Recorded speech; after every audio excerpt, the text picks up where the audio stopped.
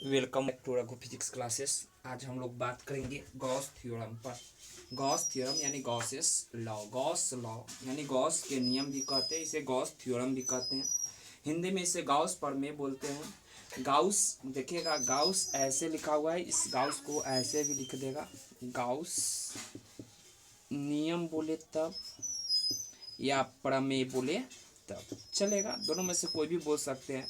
बहुत सारा बुक है इसको थ्योरम बोलता है, बहुत सारा बुक इसको लॉ बोलता है। अकॉर्डिंग टू एनसीईआरटी इसको लॉ बोला जाता है, बट हम हमेशा बोलेंगे इसको गॉस थ्योरम। प्रीवियस वीडियो में जैसा कि हम लोग चर्चा किए थे, वह वीडियो था फ्लक्स। फ्लक्स से रिलेटेड टॉपिक पर हम लोग चर्चा किए थे। इलेक्ट्रिक फ्लक्स पर चर्चा कर रहे थे। इलेक्ट्रिक फ्लक्स यानी वैद्युत फ्लक्स। वैद्युत फ्लक्स को डिनोट किए थे फाई से। वैद्युत फ्लक्स फाई इक्वल टू देखे थे E cos theta.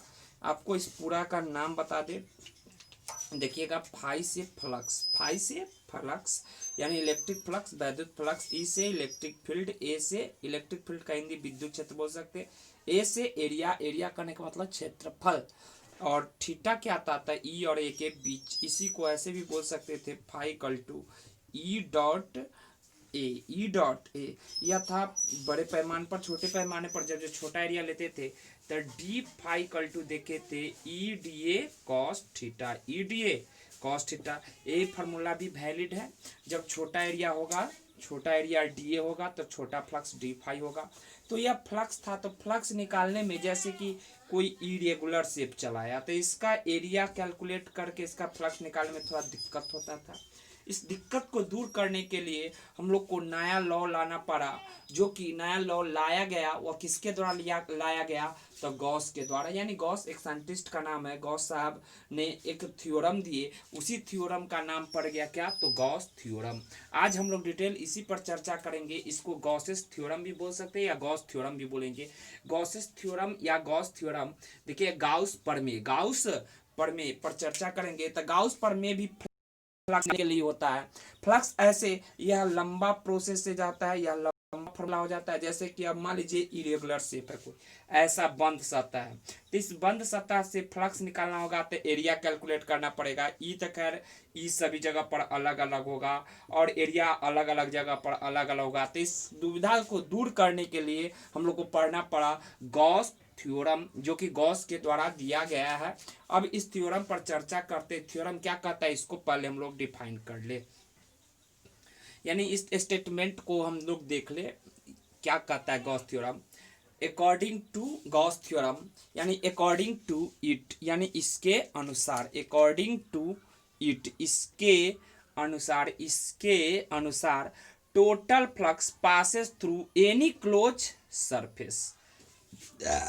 Total flux यानी कुल फ्लक्स पासेस गुजरता है, पास करता है थ्रू एनी क्लोज सरफेस, यानी कोई भी बंद सतह, कैसा भी शेप हो, नेवर माइंड उस पर, यानी उसको नहीं देखेंगे, सीधे एनी क्लोज सरफेस यानी किसी बंद सतह से गुजरने वाला कुल flux equal to, is equal to बराबर होता है किसके, तो टोटल चार्ज यानी कुल आवेश इनक्लोज्ड के मतलब घिरा हुआ, इनक्लोज का मतलब घिरा हुआ, बाय दैट सरफेस, यानी यह एक बंद सरफेस के द्वारा क्या कहता है, बाय दैट सरफेस यानी उस सरफेस के द्वारा चार्ज इनक्लोज, जो मान लेते चार्ज क्यू है, टू टोटल चार्ज यानी टोटल चार्ज इसके अंदर क्यू है, इज इक्वल टू, फिर से एक बार शुरू से इसको देखते हैं। अकॉर्डिंग टू इट, इसके अनुसार, टोटल पासे थ्रू एनी क्लोज सरफेस यानी किसी बंद सतह से गुजरने वाला, किसी बंद सतह से गुजरने वाला कुल फ्लक्स इज इक्वल टू बराबर होता है total charge enclose by that surface, यानी सरफेस के द्वारा जितना चार्ज घिरा हुआ है, मान लेते हैं Q divided by epsilon nought.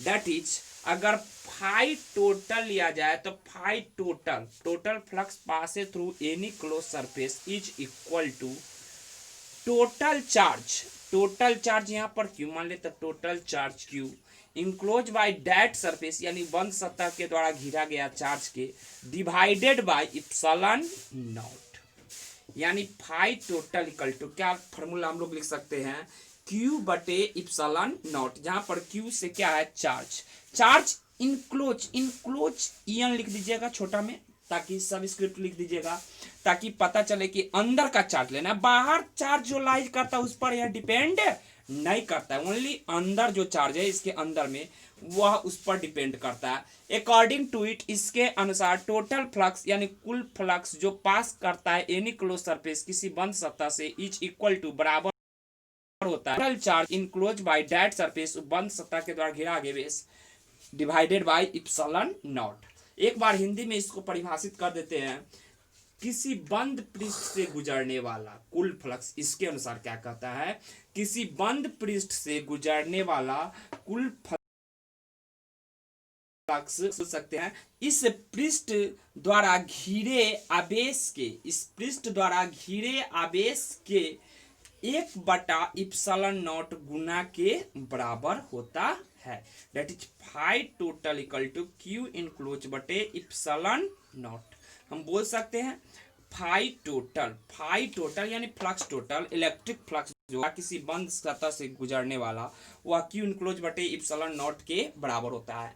यह जब भी पूछा जाता है तो बिहार बोर्ड अगर पूछेगा या सीबीएसई बोर्ड पूछेगा तो 5 मार्क्स में पूछता है, या वीवीआई भी देखा जा सकता है 2021 एग्जामिनेशन बिहार बोर्ड के लिए, इसीलिए इसको बोर्ड मॉडल भी बोल सकते हैं। इसको हम लोग चर्चा करेंगे और इसको हम लोग मैथमेटिकली अब डिड्यूस करेंगे, डेट करेंगे। यानी गॉस थ्योरम का जो स्टेटमेंट था कि क्यू इनक्लोज बटे इप्सिलॉन नॉट, इसको हम लोग को प्रूव कर देना है आज। चलिए आते हैं देखते हैं इसको प्रूव करके। जैसे हम लोग को स्टेटमेंट प्रूव करना है phi total equal to Q enclose बटा इप्सिलॉन नॉट, यह हमको प्रूव करना है। इप्सिलॉन नॉट क्या है इसके बारे में तो आप लोग जानते हैं, क्यू से तो चार्ज है, फाई से फ्लक्स है, टोटल फ्लक्स। इप्सिलॉन नॉट यह वैक्यूम का यानी निर्वात का परमिटिविटी है, वैद्युतशीलता है, इसका वैल्यू जो होता है 8.85 इंटू 10⁻⁻12 फराड पर मीटर बोल सकते हैं। यहाँ पर इप्सिलॉन नॉट अगर यह कोई मीडियम में रखा होगा तो यहाँ पर इप्सिलॉन आर भी आ जाएगा, लेकिन हम बेसिकली प्रूव करना रहता है तो इप्सिलॉन नॉट ही लेके चलेंगे। एयर में ही चर्चा करेंगे, एयर में जब चर्चा करेंगे तो इप्सिलॉन आर का वैल्यू 1 हो जाएगा। इट मीन्स फार्मूला इस प्रकार से हम देख सकते हैं। सो हमको प्रूफ करना है टू प्रूफ, यानी प्रूफ जो करना है वह क्या प्रूफ करना है, तो phi total equal to Q enclose बटे इप्सिलॉन नॉट। प्रूफ करते हैं इसको, आइए प्रूफ देखते हैं। प्रूफ करने से पहले हम लोग एक सिंपल मेथड से प्रूफ कर लेते हैं, जिसमें एकदम गोला मानते हैं, एकदम पूरा स्फीयर फुल्ली स्फीयर मान लेते हैं। एक इरेगुलर शेप लेके मानेंगे, जैसे मान लेते हैं आम का शेप लेते हैं, तो आम का शेप कुछ इस प्रकार से हो जाएगा। तो आम का शेप पूरा एक जैसे ऐसा हो, अमीबा जो जानते हैं ना, अमीबा का शेप फिक्स नहीं होता, उसी प्रकार से मान लेते हैं कोई फिगर है, लेकिन बंद है, गोला है, यानी गोला बंद सतह होना चाहिए, खुला गोला नहीं होना चाहिए। गॉस थ्योरम जब भी लगेगा तो वह बंद सतह पर लगेगा, खुला सरफेस पर लगाइएगा तो वह गलत हो जाएगा, इसलिए बंद सतह। तो इरेगुलर शेप पर एक बार प्रूफ करेंगे, एक बार रेगुलर शेप पर प्रूफ कर लेते हैं। तो फर्स्ट मेथड से हम लोग फर्स्ट मेथड से प्रूफ करते हैं, वह रेगुलर शेप पर प्रूफ कर लेते हैं। फिर नेक्स्ट वीडियो में हम लोग इरेगुलर शेप पर देख लेंगे। इस वीडियो में हम लोग रेगुलर शेप पर देखते हैं, अगला वीडियो में हम लोग इरेगुलर शेप पर गॉस थ्योरम को प्रूफ करके देखेंगे। आइए सबसे पहले हम लोग को मानना पड़ेगा कि एक बंद गोला है, बंद गोला है। चलिए बंद गोला ले लेते हैं, जिसकी त्रिज्या स्मॉल आर मान लेते हैं।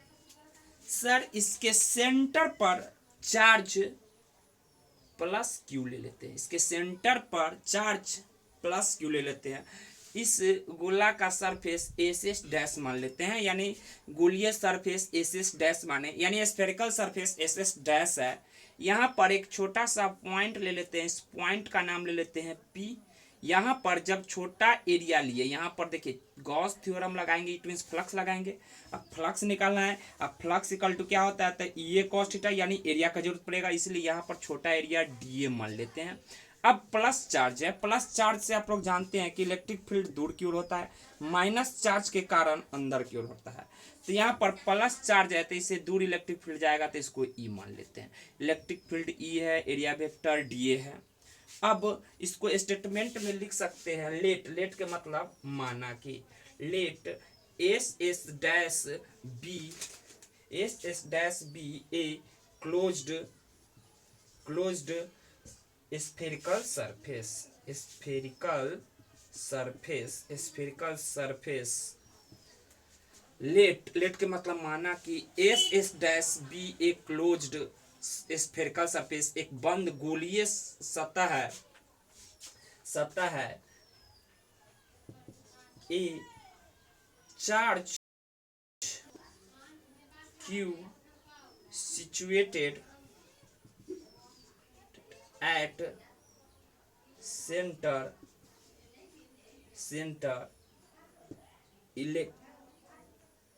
क्या बोले लेटेड, माना कि एस एस बी एक close spherical surface, S S एक क्लोज सरफेस माने हैं। A charge Q, positive charge Q situated at centre, यहाँ पर चार्ज Q मान लिए।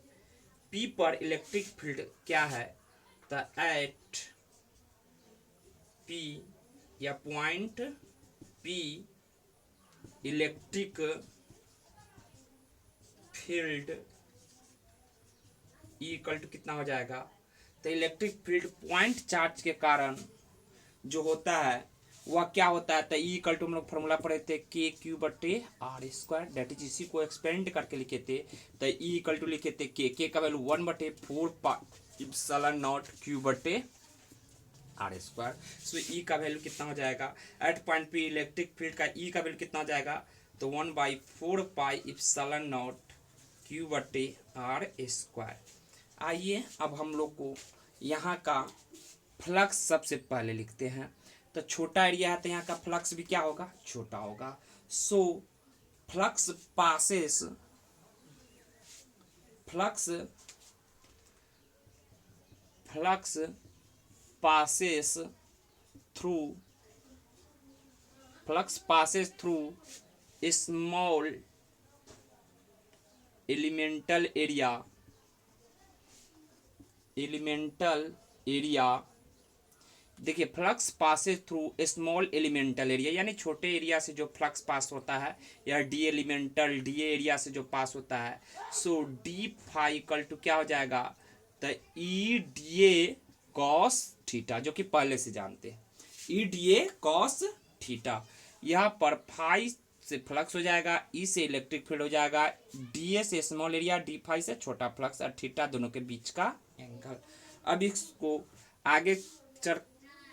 आगे जब चर्चा करेंगे इस पर, तो डी फाई इक्वल टू हम लोग लिख सकते हैं ई का वैल्यू कितना हो जाएगा, तो यहाँ पर चार्ज है, यहाँ पर इलेक्ट्रिक फील्ड निकालना है। तो इलेक्ट्रिक फील्ड का वैल्यू हम लोग ऑलरेडी लिख चुके हैं, कितना है, तो इक्वल टू 1/4 क्यू बटे आर स्क्वायर। तो यहाँ पर डाल देते हैं 1/4 epsilon not R square, Q ऊपर में है, और डी ए है तो D A cos theta, theta दोनों के बीच का एंगल। तो यहाँ पर देखिएगा इलेक्ट्रिक फील्ड भी बाहर की ओर, एरिया वेक्टर भी बाहर की ओर, तो दोनों का डायरेक्शन जब सेम है तो इसके बीच का एंगल कितना होगा, 0 डिग्री। सो कॉस 0 ले सकते हैं। सर कहिए अगर नहीं सर यहाँ पर आप 0 ले लीजिए, यहाँ पर देखिए तो यहाँ भी लीजिए। चलिए यहाँ का जब एरिया वेक्टर का बात कीजिएगा तो एरिया वेक्टर हमेशा बंद सतह के परपेंडिकुलर होता है। अगर मान लेते हैं ऐसे बंद सतह होता है तो यहाँ का एरिया वेक्टर जब कोई कहता है तो इस पर परपेंडिकुलर बाहर की ओर होता है, तो यहाँ का एरिया वेक्टर इस डायरेक्शन में हो जाएगा, तो डी ए। चलिए और यहाँ पर प्लस चार्ज है, प्लस चार्ज के कारण यहाँ पर इलेक्ट्रिक फील्ड पूछता है, तो यहाँ से दूर की ओर, तो यहाँ पर दूर इसी डायरेक्शन में जाता है, दोनों सेम डायरेक्शन, यानी कहीं भी चर्चा कीजिएगा तो वही आएगा। सो थीटा का वैल्यू कितना ले लेंगे, 0 डिग्री। अगले स्टेप में हम लोग लिख सकते हैं D phi equal to Q बटे 4 epsilon not R square D A. और कॉस 0 वैल्यू कितना हो जाएगा, तो 1। जैसा कि जानते हैं कॉस 0 1 होता है, कॉस 90 0 होता है, कॉस 180 यानी 180 डिग्री का वैल्यू -1 होता है। तो कॉस 0 है तो इसलिए 1 से मल्टीप्लाई करेंगे, कोई प्रभाव नहीं पड़ेगा। सो total flux passes through sphere, यानी स्फीयर से पास होने वाला टोटल फ्लक्स फाई, तो दोनों तरफ इंटीग्रेशन करेंगे तो फाई निकल जाएगा। तो इधर भी इंटीग्रेट कर देते, इधर कर देते, so total flux passes through the sphere phi equal to क्या हो जाएगा, तब फाई जब निकालना है तो इधर भी इंटीग्रेशन किए तो डी फाई का इंटीग्रेशन कर देंगे, या यहाँ पर क्यू बटे 4 pi epsilon not R square D लिख सकते हैं। आप इसको ऐसे भी लिख सकते हैं फॉर टोटल फ्लक्स, डायरेक्ट यहाँ से लिख के एक लाइन लिखते फॉर टोटल फ्लक्स, ऐसे लिख देते तब भी चल जाता। यहाँ पर अब क्या करेंगे, डी फाई का इंटीग्रेशन करेंगे तो फाई, अब इंटीग्रेशन करेंगे तो कांस्टेंट बाहर करेंगे, तो यहाँ पर क्यू अंदर में चार्ज लिया हुआ इसलिए क्यू कांस्टेंट है, 4 पाई इप्सिलॉन नॉट कांस्टेंट है, इसमें कोई डाउट नहीं है। अब देखिए हम लोग रेगुलर शेप माने, यानी सभी जगह इसका रेडियस क्या माने, कांस्टेंट, रेडियस कांस्टेंट माने हैं, तो रेडियस भी बाहर निकल जाएगा था R square integration D.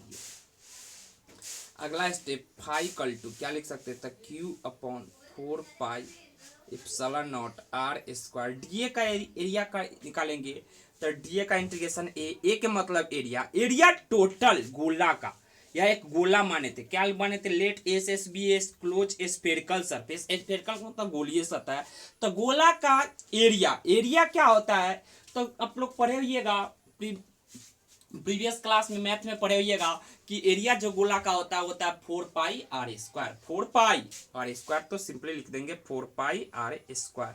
Sir यहाँ पर कुछ कैंसिल होने वाला है, देखिए यहाँ पर आर स्क्वायर से आर स्क्वायर कैंसिल हो जाएगा, 4 पाई से 4 पाई कैंसिल हो जाएगा, सो हम लोग इसको लिख सकते हैं फाई इक्वल टू, यहाँ पर ऊपर में बच गया क्यू, अब बट्टा में क्या बच गया, इप्सिलॉन नॉट, जो कि हम लोग को प्रूव करना था, यानी क्यू बटा इप्सिलॉन नॉट, यानी क्यू कहाँ का चार्ज, तो अंदर को, अंदर का जो चार्ज है वह लिए थे, सेंटर पर वही चार्ज है।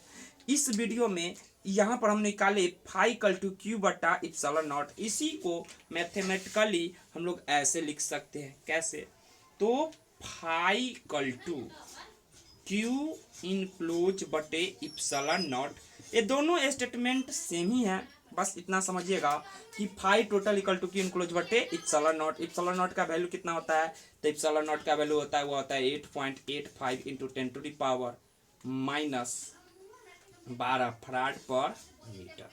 यह ऐसे सिंपली क्वेश्चन, अगले क्वेश्चन इस पर देखेंगे अगले वीडियो में, इस पर प्रॉब्लम जो सब है वह सब अगले वीडियो में हम लोग सॉल्व करेंगे। इस वीडियो में इतना ही रहने दे, अगर इससे पहले का वीडियो आप नहीं देखे हैं तो जाकर प्लेलिस्ट में देख ले, और प्लेलिस्ट का डिस्क्रिप्शन में दिया हो रहेगा लिंक, वहां से क्लिक करके आप देख सकते हैं। आज के लिए इस वीडियो में इतना ही।